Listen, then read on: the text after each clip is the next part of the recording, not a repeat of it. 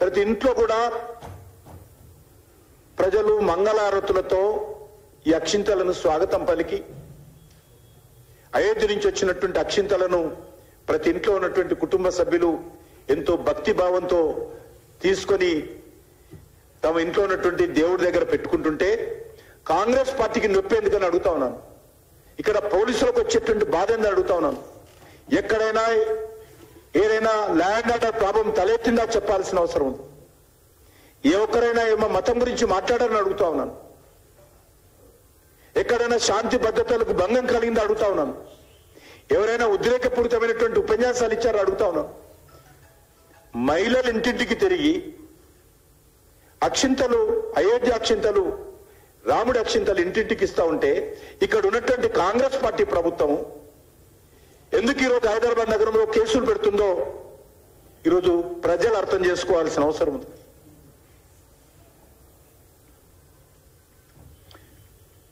ఇరవై 29వ తేదీ సికింద్రాబాద్లోని సింధీ కాలనీ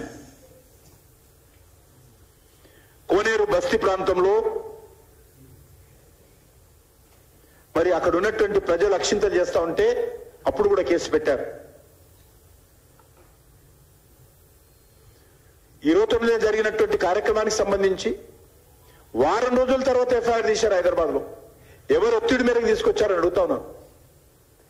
ఎవరిని బుజ్జగింపు చేయడం కోసమో ఎవరి మెప్పు పొందుకోవడం ఈ యొక్క కేసులు పెట్టారో మరి తెలవాల్సినటువంటి అవసరం ఉందని చెప్పి ఈ సందర్భంగా మనవిస్తున్నాను. ఒకటే, కాంగ్రెస్ పార్టీకి ఇంకా దేశ ప్రజల మనోభావాలు అర్థం చేసుకునే పరిస్థితి లేదు. నిన్నగాక మొన్న ఉన్నటువంటి 2 రాష్ట్రాల్లో ఓడిపోయింది. అధికారంలో ఉన్నటువంటి 2 రాష్ట్రాలు ఓడిపోయింది. మిగిలింది ఈరోజు 3 రాష్ట్రాల్లో పరిమితమైంది. ఏకఛత్రాధిపత్యం దేశంలో కాంగ్రెస్ పార్టీ వివరించింది. ఈరోజు 3 రాష్ట్రాల్లో చిన్న చిన్న రాష్ట్రాలు కర్ణాటక, తెలంగాణ, హిమాచల్ ప్రదేశ్లో పరిమితమైంది. అక్కడ కూడా వచ్చే పార్లమెంట్ ఎన్నికల్లో ఉనికి కోల్పోయే ప్రమాదం ఉంది. కాంగ్రెస్ పార్టీ దేశంలోనే ఉనికి కోల్పోయే ప్రమాదం ఉంది. అయినా కూడా కాంగ్రెస్ పార్టీ తమ హిందూ వ్యతిరేక ధోరణి, తన యొక్క సూడో సెక్యులరిస్టు ఆలోచన విధానాన్ని మరి వదలలేదు. దానికి తప్పకుండా రానున్న రోజుల్లో మరింతగా కాంగ్రెస్ పార్టీ పరిహారం చెల్లించాల్సి వస్తుంది. అకారణంగా ఈరోజు just for politics Congress party ఈరోజు ఈ యొక్క రామజన్మభూమి అయోధ్య విగ్రహ ప్రాణ ప్రతిష్ఠ కార్యక్రమాన్ని బహిష్కరించడం ఏదైతున్నదో అది ప్రజలు ఎప్పుడు కూడా కాంగ్రెస్ పార్టీని క్షమించరని మనం చేస్తా ఉన్నాం.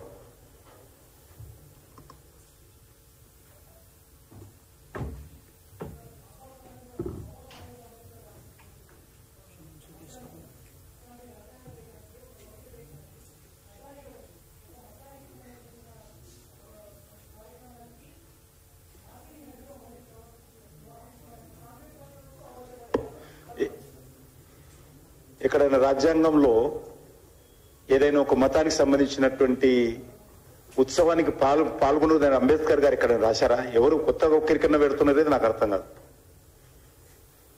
గాంధీ స్వాతంత్ర ఉద్యమంలో రఘుపతి రాఘవ రాజారాం పవిత్ర పావన సీతారాం, ఈ దేశంలో రామరాజ్యం రావాలని కోరుకున్నాడు గాంధీ మహాత్ముడు. మహాత్మా గాంధీ ఈ దేశంలో రామరాజ్యం రావాలి.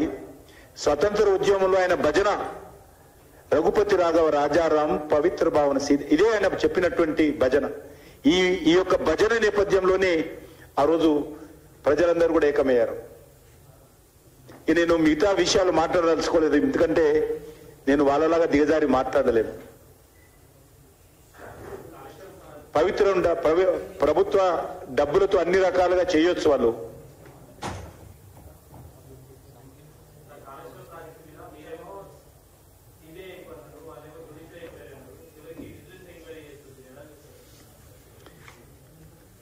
మళ్ళీ ఇది పోతుంది. ఇంతకుముందు మాట్లాడినా మళ్ళీ ఉన్నది ఇప్పుడు ముందున్నది ముసళ్ళ పండుగ టైం ఉన్నది.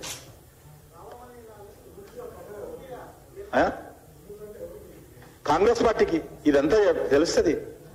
వాళ్ళు ఇచ్చినటువంటి స్టేట్మెంట్ ఏంటి, వాళ్ళు ఇచ్చినటువంటి ఉత్తరాలు ఏంటి, వాళ్ళు ఇచ్చిన కాంగ్రెస్ పార్టీ ప్రతిపక్షంలో అవలంబించినటువంటి వైఖరి ఏంటి, ఇప్పుడు చేస్తున్న వైఖరి ఏంటి, ఎంతమందిని వాళ్ళు జైల్లోకి పంపిస్తామన్నారు, అవన్నీ ఉన్నాయి ముందున్న ముసళ్ళ పండుగ.